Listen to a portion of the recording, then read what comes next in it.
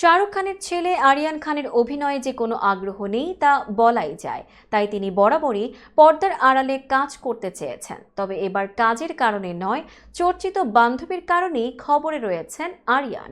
ব্রাজিলের মডেল অভিনেত্রী লারিসা বনেসির সঙ্গে একটি অনুষ্ঠানে দেখা গিয়েছে তাকে।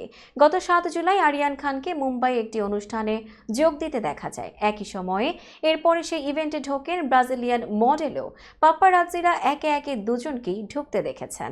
সেখানে আরিয়ান খান সাদা কালো টি শার্ট এবং আর্মি প্রিন্টের জিন্স পরেছিলেন, সঙ্গে ছিল নীল রঙের ডেনিম জ্যাকেট। লারিসা একটি কালো টু পিস পোশাক পরেছিলেন, এর ওপরে তিনি একটি ডেনিম জ্যাকেট পরেছিলেন আর তার পায়ে ছিল বুট।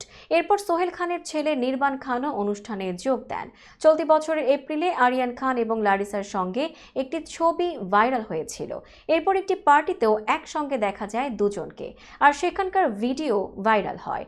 ব্রাজিলে জন্মগ্রহণ করেন লারিসা। তিনি পেশায় একজন মডেল এবং অভিনেত্রী, যিনি কিছু হিন্দি এবং তেলেগু সিনেমায় কাজ করেছেন।